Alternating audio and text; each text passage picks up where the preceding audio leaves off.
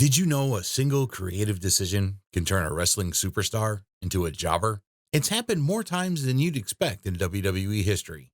In this video, we're breaking down 10 catastrophic creative choices that changed the course of WWE. From buried pushes to shocking career turns, these are the moments that make you question everything you know about pro wrestling.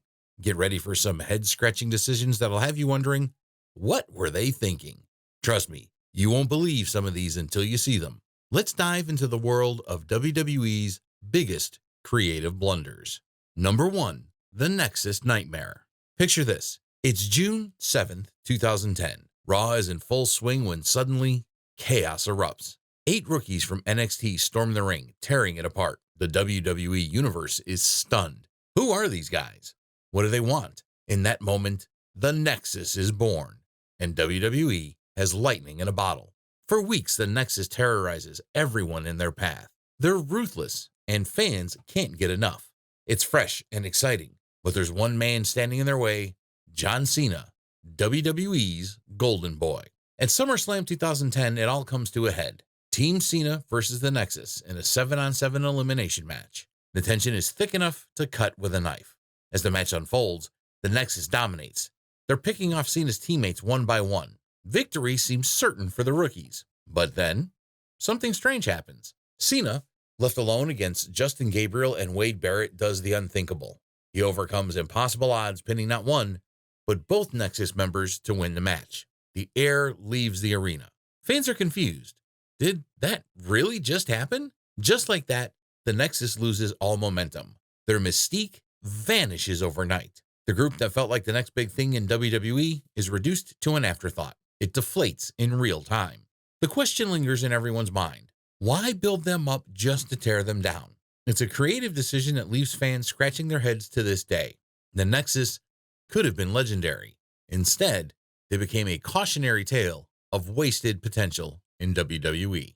Number 2, CM Punk's pipe bomb fizzles. While the Nexus fizzled out, another rebellion was brewing. Picture a moment so electric, it makes your arm hair stand up. Now imagine WWE taking that electricity and unplugging it. Talk about dropping the ball at the goal line. June 27th, 2011. A mic drops. The crowd goes silent. CM Punk sits cross-legged on the entrance ramp and starts spilling secrets. He's not just breaking kayfabe. He's tearing down the whole facade. Punk airs WWE's dirty laundry on live TV, and fans can't get enough. It's raw, it's real, and it feels like wrestling will never be the same. The buzz is deafening. Punk wins the WWE Championship and walks out of the company. It's like something straight out of a fan's wildest dreams. WWE is a chance to redefine what wrestling can be. The summer of Punk is in full swing, and merch is flying off the shelves. But then, WWE trips over its own feet.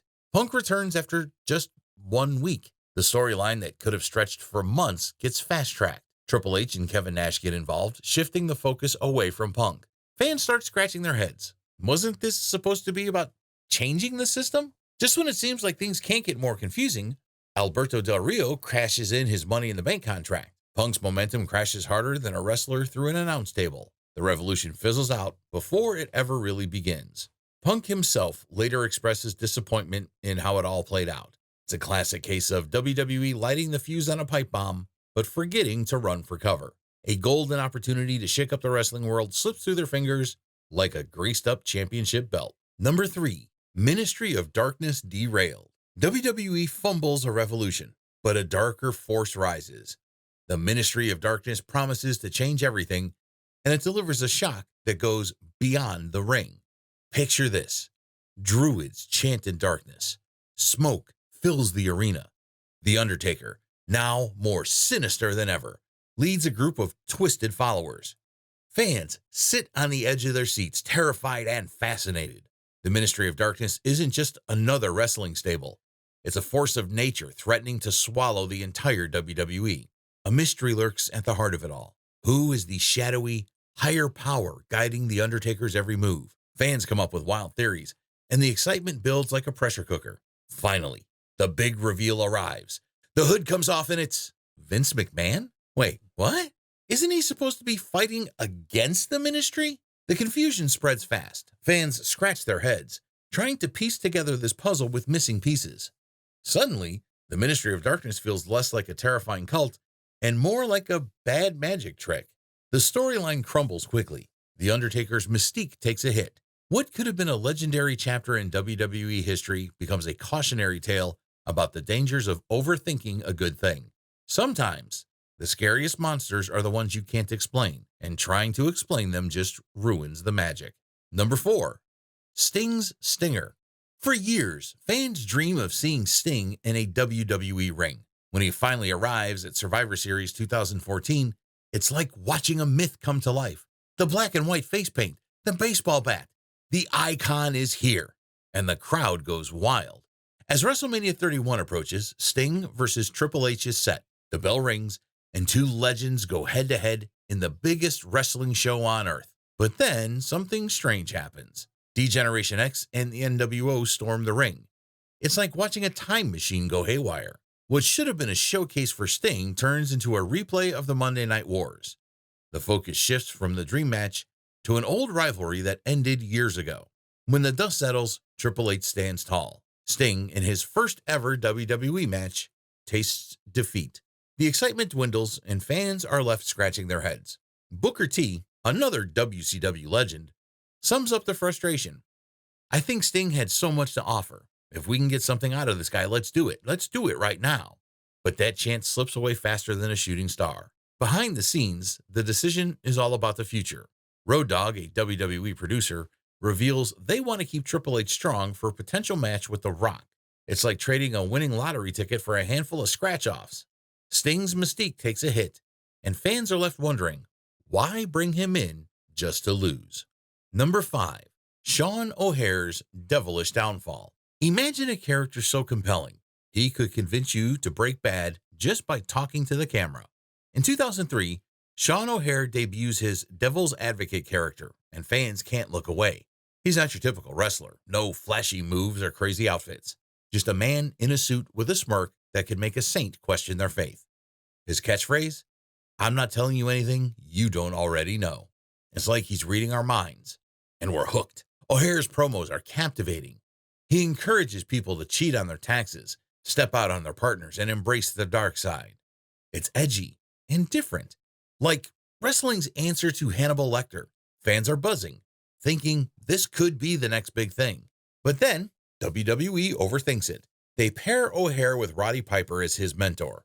It's like mixing oil and water. A smooth-talking con man with a loud, kilt-wearing uncle. The edge starts to dull. O'Haire fades into the background, becoming Piper's sidekick instead of the star of his own show. The Devil's Advocate vanishes, replaced by just another guy in trunks. O'Haire goes from beating stars like Eddie Guerrero to barely appearing on TV. It's like watching a magic trick in reverse. The rabbit goes back in the hat, and we're left scratching our heads. In 2004, WWE releases O'Haire. A character that could have redefined what it means to be a heel in modern wrestling becomes nothing more than a what-if story. It's a classic case of WWE missing the mark. The devil, it seems, is in the details. Details WWE completely overlooked. Number 6. Goldberg's streak snapped. Just when you thought WWE couldn't mess up another sure thing, along comes Goldberg, a man with an unbelievable 173-0 record. How do you botch booking an actual superhero? Well, buckle up. It's 2003, and Goldberg crashes into WWE like a runaway truck. Fans go wild. This guy was WCW's ultimate weapon, now here to smash everything in sight. WWE has a ready-made superstar, and all they have to do is not drop the ball. Spoiler, they drop it hard.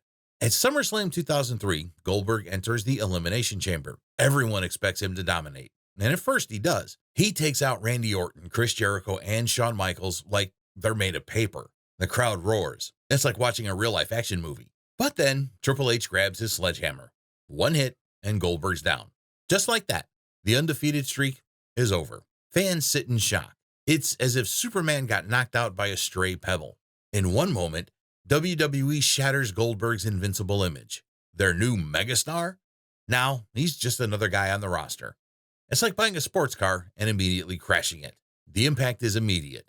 Goldberg's star power fades. Even when he later wins the title from Triple H, it feels less special. WWE had a chance to recreate the magic that made Goldberg famous, but they fumbled it faster than you can say, "Who's next?"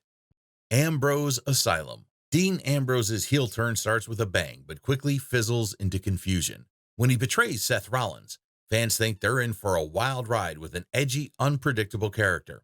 The leather jacket and swagger seem to promise a villain ready to shake things up. But WWE takes an unexpected detour. Instead of intense promos and brutal attacks, we get Ambrose in bizarre situations. He's getting vaccinations and wearing gas masks, turning what should be a serious storyline into something more like a comedy sketch. The audience's excitement turns to bewilderment as Ambrose's character becomes more goofy than menacing. The sharp edge everyone expected never shows up. It's like WWE decided to use a sledgehammer to crack eggs. All that potential power completely misused. The feud with Rollins, which should have been an epic clash between former brothers, loses its spark. Ambrose's intimidating presence evaporates faster than spilled water on a hot summer day. A golden opportunity to create a top heel slips through WWE's fingers. This mishandling of Ambrose's character shows how even the most promising storylines can go off course when creative decisions don't align with what the audience wants. WWE tried something new, but instead of striking gold, they ended up with fool's gold. It's a reminder that in wrestling, as in life, execution is just as important as the initial idea. Del Rio's drive-by title run.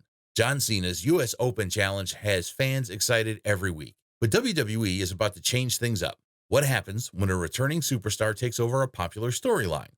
It's not always what fans expect. Cena's been a great champion, making the United States title feel important again. Fans never know who will answer his challenge next. It's been unpredictable and fun. Then, Alberto Del Rio comes back to WWE. He answers Cena's challenge and wins. Clean. The crowd goes quiet. It was a big surprise. At first, it seems exciting. Del Rio is back with the title. What's next? Fans start to imagine the possibilities. Maybe this is a new and improved Del Rio, ready to shake things up. But then, nothing happens.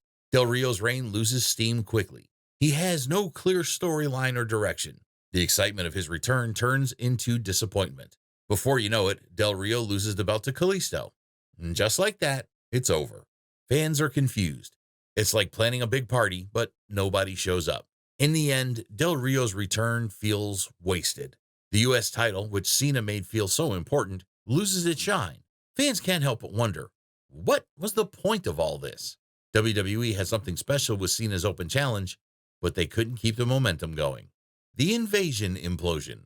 Del Rio's title run was disappointing, but it's nothing compared to what's coming next. WWE is about to take the most anticipated wrestling storyline in history and turn it into a disaster. WCW is gone, and WWE reigns supreme in the wrestling world. Suddenly, Booker T, WCW's five-time champion, appears on Raw. Fans are shocked. WWE promises to keep the WCW brand alive, and imaginations run wild. Two wrestling giants under one roof seems like a perfect combination. WWE schedules the first ever WCW match on Raw, Booker T versus Buff Bagwell. This is the moment that could reshape wrestling. The bell rings, and nothing happens. The crowd is silent. The match is a mess. It's like watching a chef try to bake a cake with motor oil. In the announcer's booth, Jim Ross and Paul Heyman struggle to hide their discomfort. Heyman even says on air, "Don't blame me and don't blame the WWF for what happens next." It's a train wreck in slow motion. Vince McMahon, watching backstage, is furious. Before the match even ends, he's scrapping all plans for WCW. The dream of two brands competing on one show vanishes in an instant. The invasion angle continues half-heartedly, but the excitement is gone. What could have been wrestling's biggest storyline becomes a joke. WWE had a golden opportunity, but dropped the ball. It's like finding a treasure map that leads to an empty hole. The dream match that never was.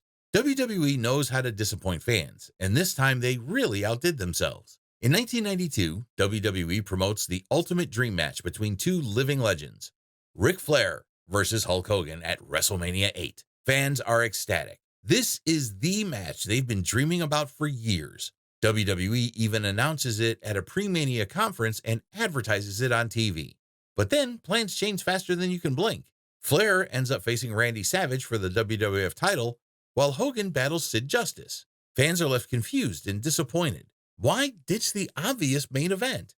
Ric Flair later speculates that WWE might have thought he couldn't draw enough attention. He mentions that house show reports show mixed reactions to their matches. The replacement matches are good, but they're not the stuff of legend. Ticket sales suffer, and fans feel let down. Many believe that Flair versus Hogan could have broken wrestling records and made WrestleMania 8 the highest grossing pay-per-view ever. Years later, fans still ask Flair about the match that never was.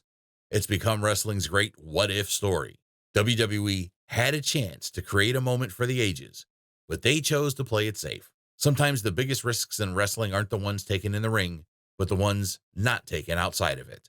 And that's how one of the biggest dream matches in wrestling history became little more than a rumor and a regret. Sometimes the real risk isn't what happens inside the ring, it's the chance you never take outside of it. But missed opportunities aren't the only booking disasters that plague the wrestling world. In our next video, we'll pull back the curtain on wrestlers who took their creative control a bit too far, changing storylines, clashing with management, and leaving fans wondering what might have been. Stay tuned.